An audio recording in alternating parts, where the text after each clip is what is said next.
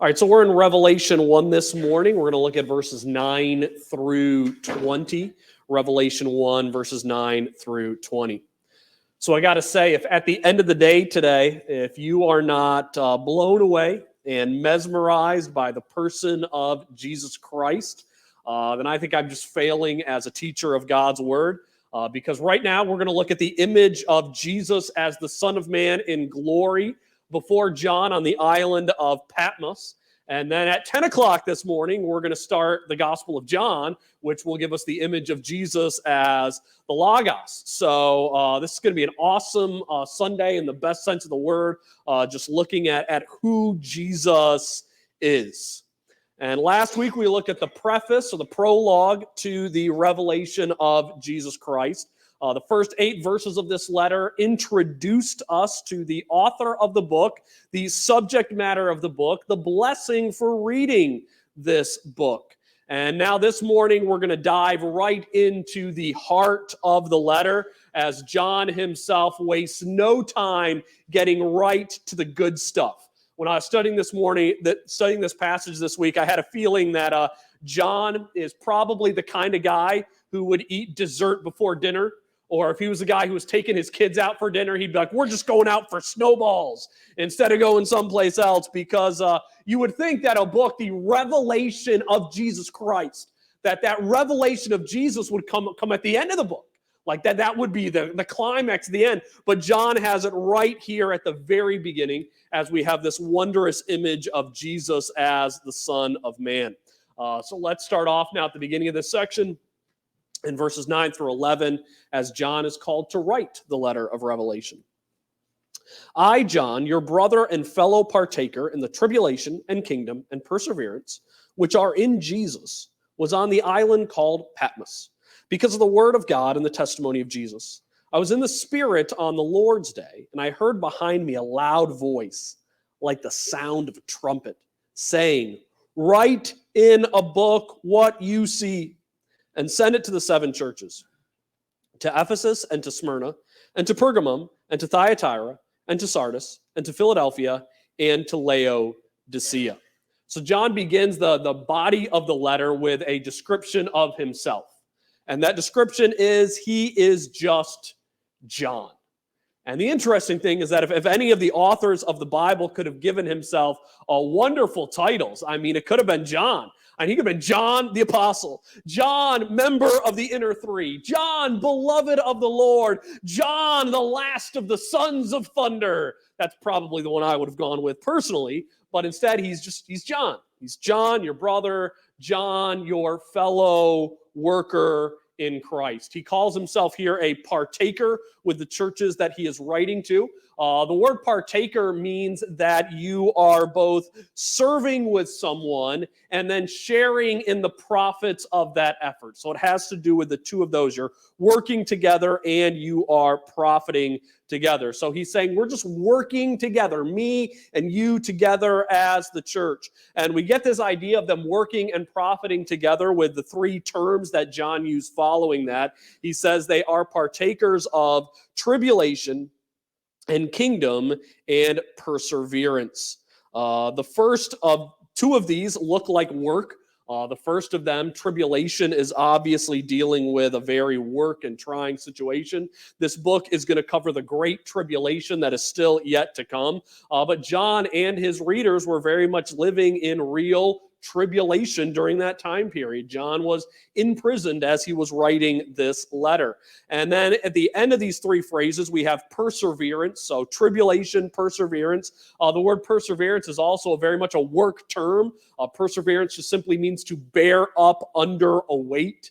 So John is sharing in any afflictions that his readers have. They have tribulations. He has tribulations. They are persevering and enduring, and so is John. But one emphasis throughout the New Testament is that when we're serving the Lord, we are not doing so for the purpose of service. We're not being afflicted so we can be afflicted. We're not persevering for just the purpose of persevering, but we are doing so we can share together in the profits of Jesus Christ. And I think that comes about in the matter of the term kingdom. No better way to point toward reward for suffering than to talk about the kingdom. This book is all about the coming of the kingdom. And so not only will John and these churches share in the work and the suffering right now, but when the kingdom eventually comes, they will also share in the reward together.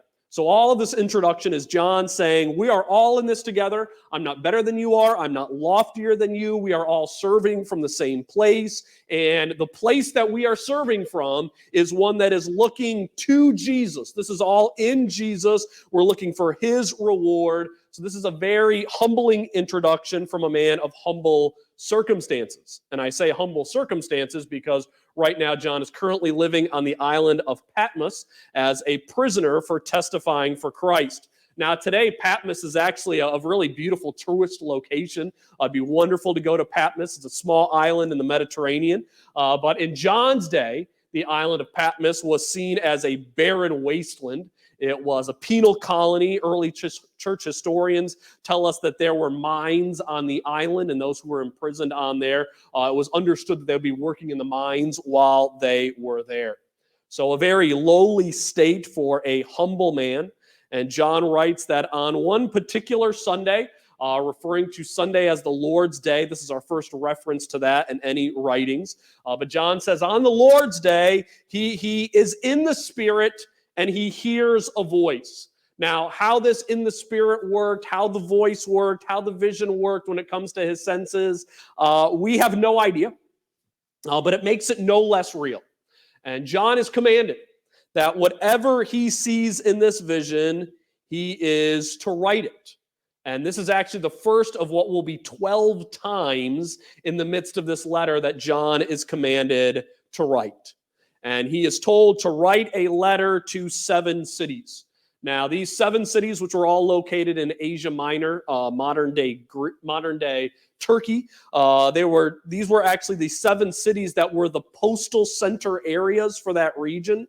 And if you look at the location of the order in which the cities are listed on a map, it's really just going in standard geography order. So I think that the selection of these churches in these cities are probably picked not so much for anything particular regarding these churches or these locations, but if John wanted to write this, well, I guess Jesus is picking these cities. If Jesus wants this letter to be read by the most people possible, these 7 cities are the place to send it to. So really the selection of these cities, I think, is most saying is that Jesus wants this letter of Revelation to get distributed to the most people as possible. And so that's why these cities are chosen. So I think it's more of a geography decision than anything else.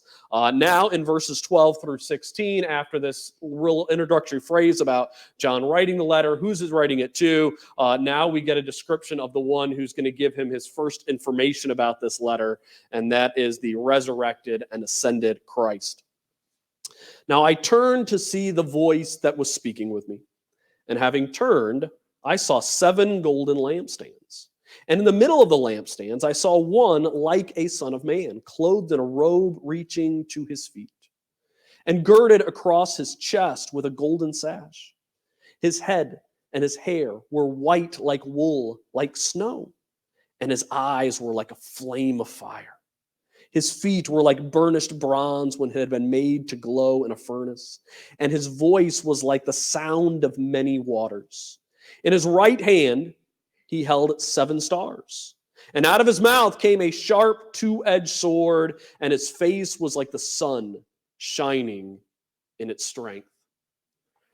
Artificial intelligence is getting pretty crazy lately. I don't know if you've seen any of this stuff that AI can do right now, but they have these AI programs where if you go online, you can type something out, and then the artificial intelligence will give you a picture of what you have typed out to it. Now, most of the good ones that do this cost some money, but I was just messing around, so I went to a free one, and I typed in Rev Reads, which is the name I go by for my book reviews. So I typed in Rev Reads reading a free grace book. And I was curious to see if the algorithm would find a picture of me online and have one of me reading the book. And the image that it came back, turns out it looked exactly like me.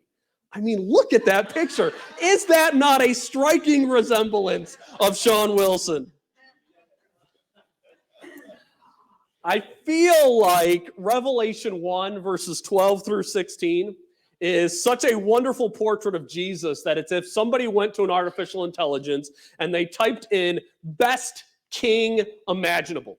And this is the image that came back. The best king that you could possibly think of is the description that we get of Jesus in Revelation 1, verses 12 through 16. And we first see Jesus' wonderful description as our king in the position that he's standing in Revelation 1. We read that Jesus is standing in the midst of 7 golden lampstands, and he's holding 7 stars. Now, the lampstands, we will soon be told, stand for the 7 churches who are receiving the letters. The 7 stars are the angels of the 7 churches. But the key is that from the very beginning, what we're seeing before we even get a description of what Jesus is like is that where he is located is that Jesus is among the churches and holding their angels. So what this verse tells us is that Jesus is not an aloof king. He is not one who stands apart from his people, could care less about the concerns of their lives, but he is one among them. He is with us. He is with us in his presence. He is with us in his power, and he is with us in his protection. When it comes to the ideal king, he is exactly where you would want him to be as his people. He is giving his attention and his protection to his own. Not because we are worth it in any way, but this is a sign of his goodness, his graciousness. He is a merciful sovereign and Lord. The next thing we read is that he is a dignified king. He is dignified in royalty. His clothes are described as a robe that is reaching down to his feet, and then a golden sash that is across his chest. Now, the description of this clothing is regal attire. He is dressing as a king. But from a Jewish perspective, not only is he dressing as a king, but these clothes can also fall under the category of priestly attire. And so there's some debate among commentators as should we take these clothes as kingly clothes? Should we take them as priestly clothes? And I'm here reading this like, why do we need to choose? Because he is both our king and our priest. So I see this as Jesus is the king you dream of having. He is the Savior that is beyond your wildest imagination because he is both the judge who is sitting in his majestic robes of the judge, who's sitting there and you're pleading your case before him. But not only is he that judge that you're standing before, but he's the judge who gets up from behind the bench to come over and stand next to you as your priest and then plead the case on your behalf. So for these attire to point to his role as both king and priest shows his glory and his kingship, but also his willingness to serve as our priest that we need to bring us into the presence of God. The next thing that John describes after his clothes are his physical appearance. His physical appearance is described with white hair, eyes of flame, a voice of many water, this glowing brass skin. And there's descriptions here that cover a whole lot of ground, and it's all glorious and wonderful. But the first thing these descriptions together tell us is that Jesus is God. The white hair is the same image used for the Ancient of Days in Daniel chapter 7, verse 9. So let's read a couple of verses from Daniel to see this divinity of Jesus through these traits. I kept looking until thrones were set up, and the Ancient of Days took his seat. His vesture was like white snow, and the hair of his head like pure wool. His throne was ablaze with flames. Its wheels were a burning fire. So we see the description of the Ancient of Days with that snow white hair. And we'll talk about what that points to in just a moment. But then we continue to see that these descriptions of Jesus also point to his divinity in Daniel chapter 10, verse 6. His body also was like beryl, and his feet had the appearance of lightning. His eyes were like flaming torches, his arms and his feet like the gleam of polished bronze, and the sound of his words like the sound of a tumult.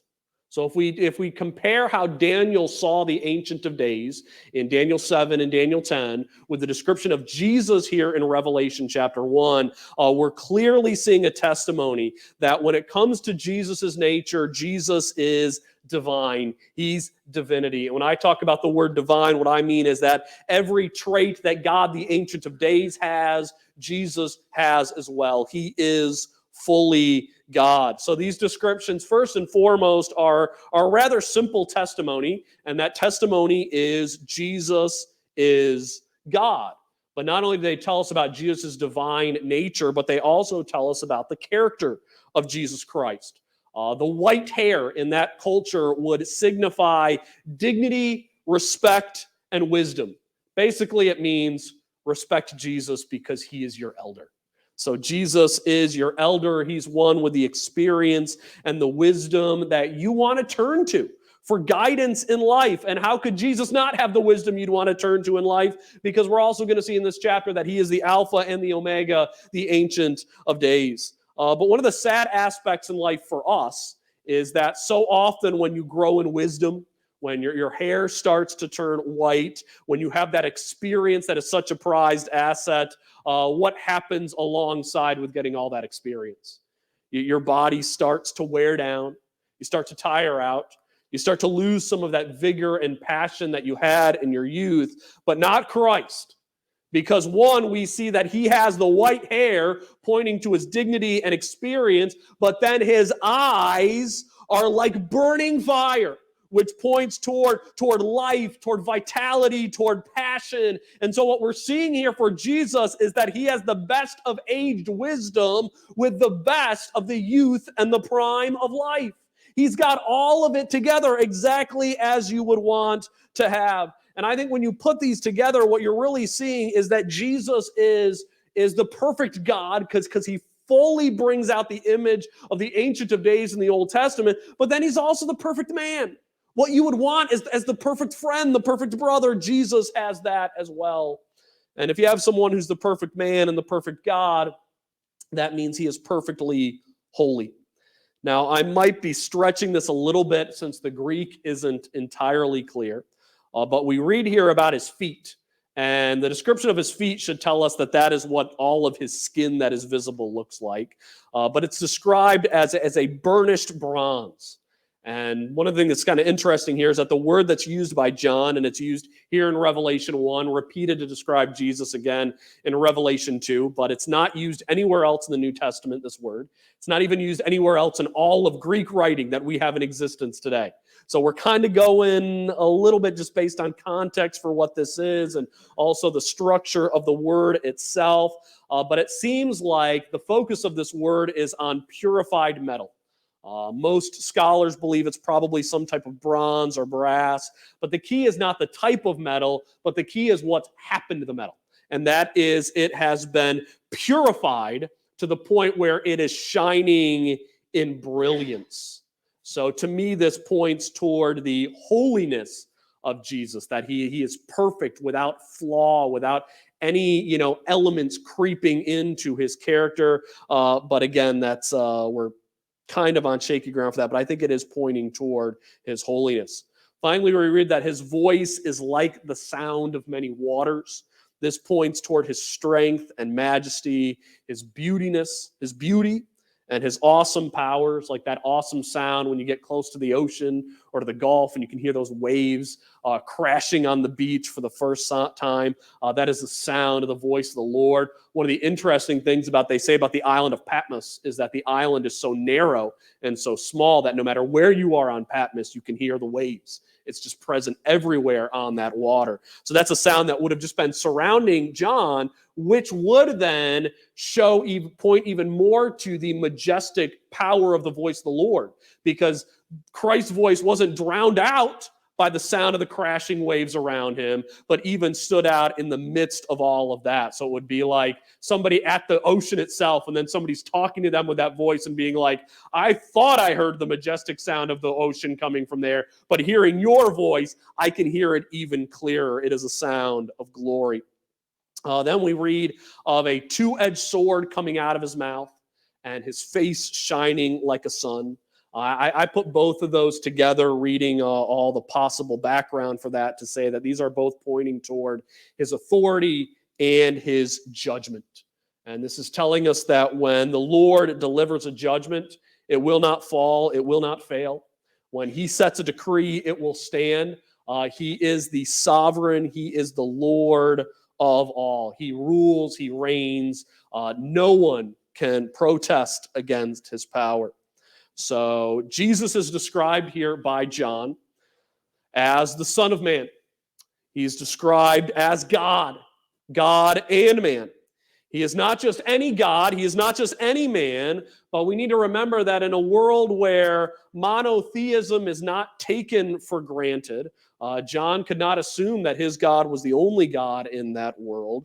This description of Jesus as the Son of Man and as God is all the more important in that culture, because I think what this is showing us is that Jesus is God in a way that puts to shame all the other gods of all the other nations of the world. The gods of the Greeks and the Roman pantheons, they are nothing in comparison to the Son of Man and the Son of God. So what kind of man and God is he? I think the word that I would use to put all those together is he is just perfect. That's why I brought that original artificial intelligence thing, is that he is the best that one could imagine. If you were to come together and say, I want to put all the perfect traits together to make somebody the ideal king that I would want to follow, it would be Jesus Christ. I mean, one of the great problems that we have in the world today is that when it comes to our political leaders, also often we think, oh man, if this guy would be the leader, like, oh, things would be so much better. He would be so great. And what do we see generation after generation of human history is that we put those kind of guys in power and then we're like, oh yeah, he's not everything I thought he was going to be. Like, he is not living up to it at all. Like, I thought this guy would be the greatest president or the greatest whatever, and he is just messing up again and again. But Jesus is what we would dream of. He is holiness. He is majesty. He is wisdom. He is knowledge. He is youth. He is power. He has it all. And then one of the cool things about Revelation 1 is that we have this first, what we just went through. This is John describing Jesus. This is John turning around, seeing Jesus and saying, this is what I'm seeing. And then immediately following that, we have Jesus describing himself to John. So we have two back-to-back descriptions of Jesus, one that John gives and then the next that Jesus gives. So let's see what Jesus says about himself. When I saw him, I fell at his feet like a dead man. And he placed his right hand on me, saying, do not be afraid.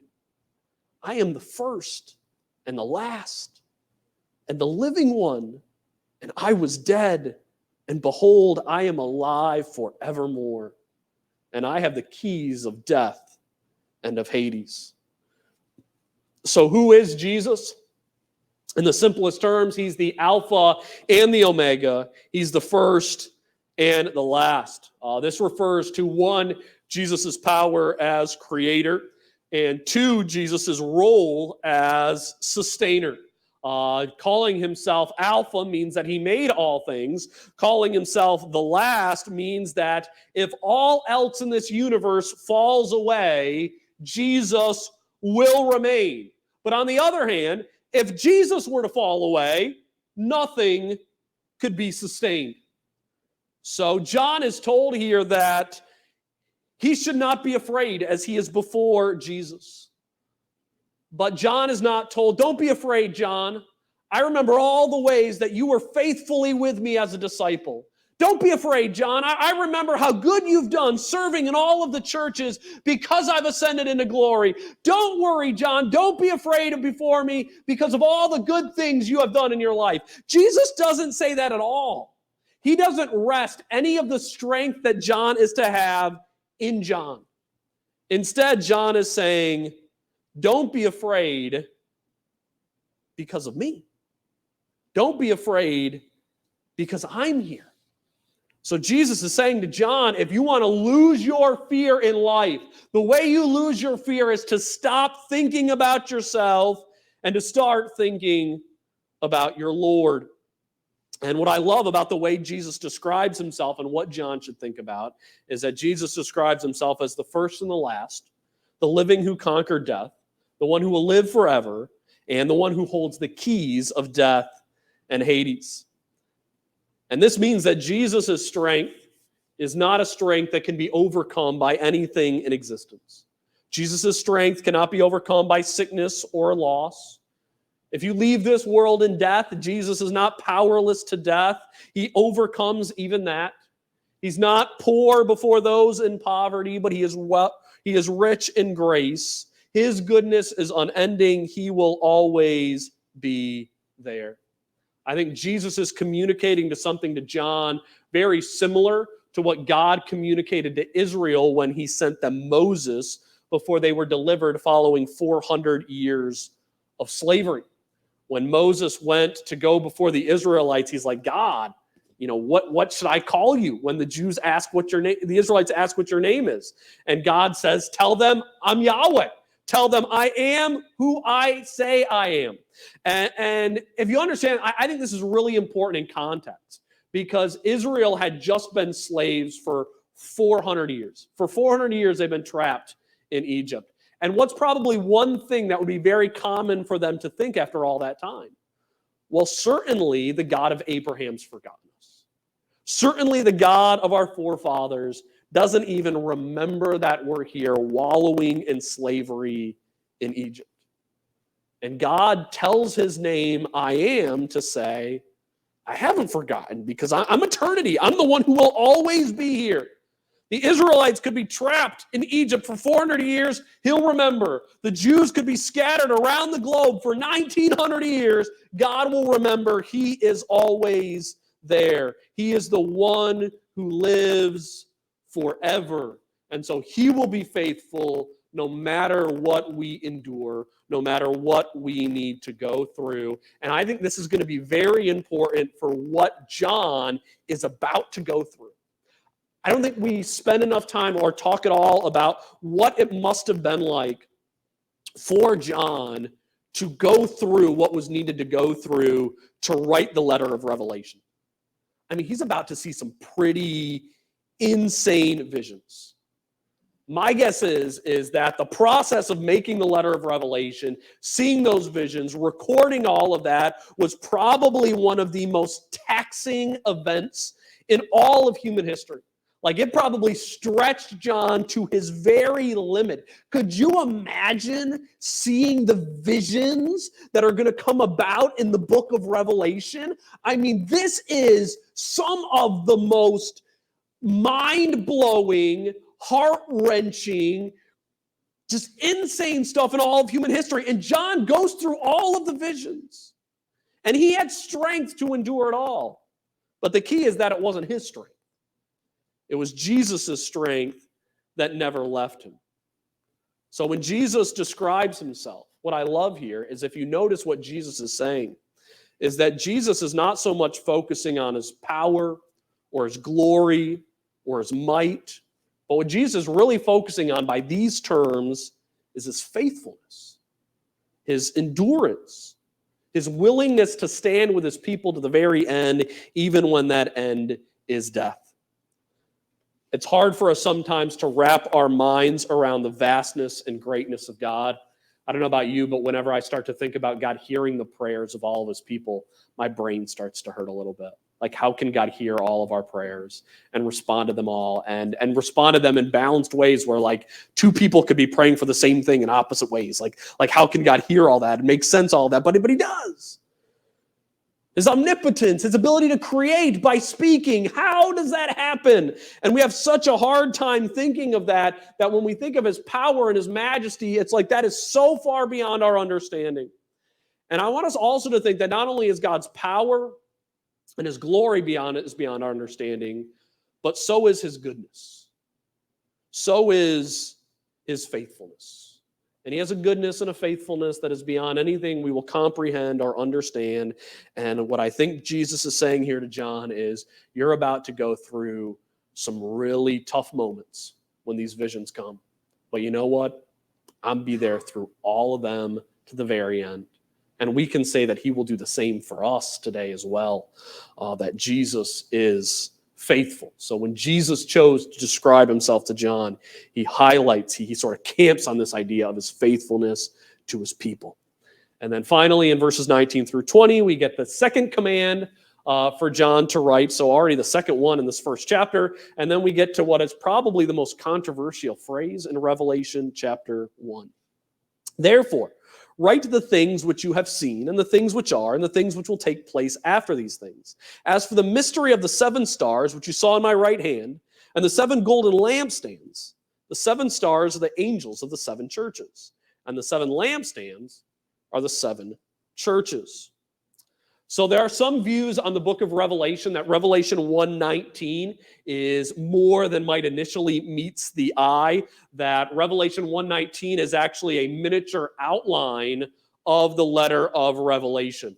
So that when Jesus says, write the things which you have seen, that's the vision of Jesus that we just covered. And then he says, write the things which are, and that's the 7 letters that are written to the 7 churches. And then write about the things which will take place after these things.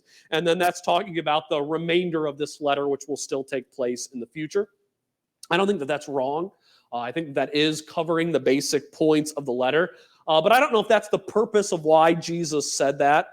I also think it could be a call to John to simply be thorough in his recording of this letter. To say to John, John, I need you to write all of it. I need you to get it all down. And I think the purpose of that, telling John to be thorough in his writing, is we're meant to provide us with confidence.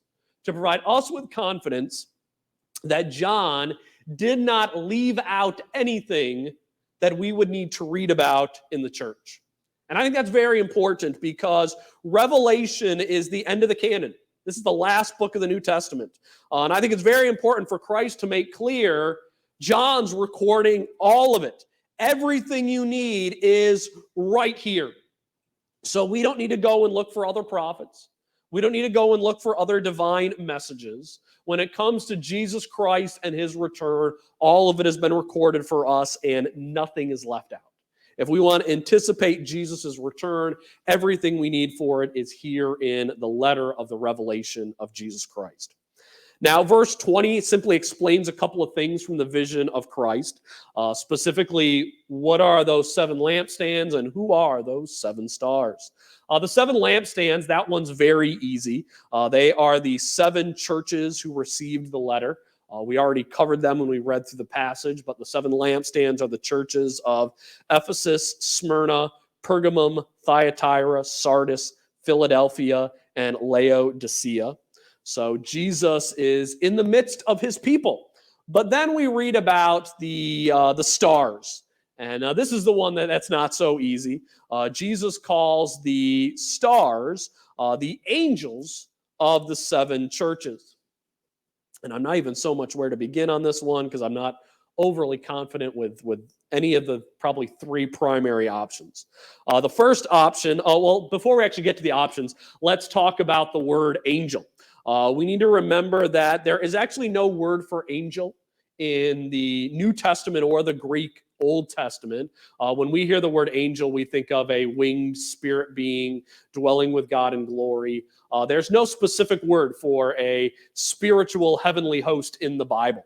The word angel is the Greek word angelos, which is just simply the Greek word for messenger. So if you had to send a messenger with a letter, you're sending out an angelos. We get our word angel simply from transliterating the Greek word angelos. And so there's no specific word for that. The reason they use angelos or messenger for an angel in the New Testament is because in the Old Testament, they also used the Greek word for messenger to describe any of God's spiritual hosts. So that's just the standard word for messenger. So this means that when we read about these 7 angels of the 7 churches, if we had real literal translations of the Bible, like some translations like to spout off being like, I'm a literal translation. And whenever I see those, I'm like, you aren't a literal translation. Those don't really exist. Or a genuine literal translation, whenever it would see the word angelos, it would translate it as messenger. Because that's what that word means. So we have these 7 messengers of the 7 churches. So that leaves us with 3 options as to who these stars are. The first option is that these are the 7 people who delivered the 7 copies of this letter to the churches. So these are just basically like the guys that John was like, here, take this letter. send it off. And this is a special protection to show that these letters will get to the churches that they're supposed to go to.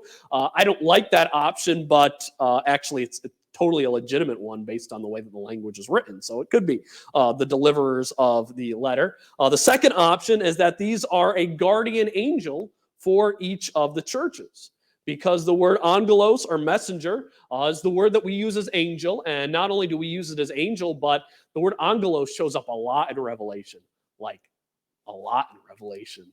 And every time it's used after the 7 letters to the 7 churches, which is the issue here, every time it's used after that, it refers to heavenly hosts, angelic beings. So in the context of the letter of the revelation of Jesus Christ, it would kind of make sense to say that these are 7 angelic beings, an angel for each church. So each church has its own guardian angel. Now, there are a couple of difficulties for that view. One is that the concept of a guardian angel for each church, if you don't have Revelation 1 through 3, it's present nowhere in the Bible. So it's just something that's not found anywhere else. The other difficulty about it is that when you get to the actual letters in Revelation 2 and 3, it reads as if the angel of the church is a member of the church, like someone who's involved with the issue that's going on. So that doesn't really fit for an angel. And then the other thing is the angels are in the hands of the Son of Man in the vision. And so it just seems kind of odd that the guardians would have this special place of protection in Jesus's hand in the vision. It just seems kind of odd. So there's some difficulties with that, but it kind of fits well in the fact that angel is used a lot in Revelation and always means what we think of as angel. I prefer option 3, but I think option 2 and 1 both have legitimate merit based upon the uses of the word. But option 3 is that the 7 angels are lead elders. We'd maybe say pastor today, but it looked like they had a plurality of elders in most churches. So it could be a couple of people having that role of angels. But these are the physical leaders in the church. This would be the elder and the bishop in the church. So difficulties with this one, though, is that one, if these are referring to the pastor or bishop of a church, nowhere outside of Revelation 1 through 3 is a pastor ever called an angel. So this is kind of an odd designation for that.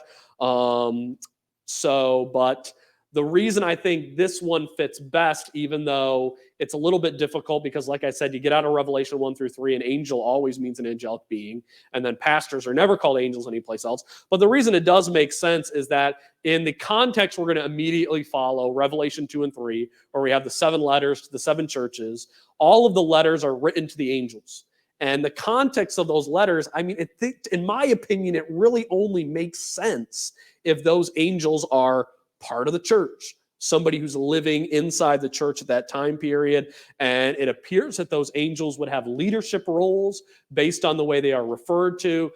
So because of how the letters are formatted, elders make the best sense that this is what it's talking about.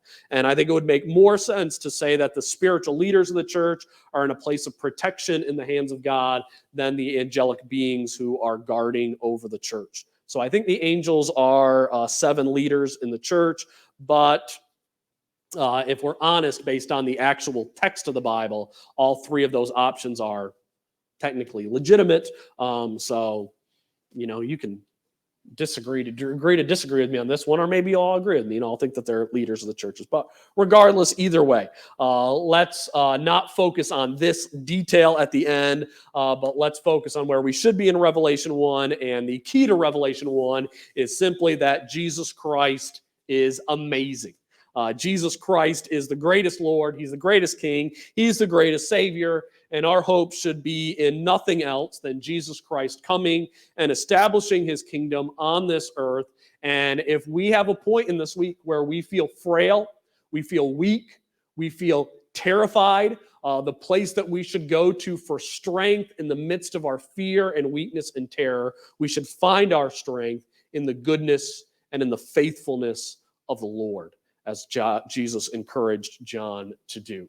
So let's meditate on the glory of Jesus as the Son of Man. And then next week, we'll begin our walk through the first of the letters to the churches. We'll probably cover 2 letters a week, and we'll start that next week.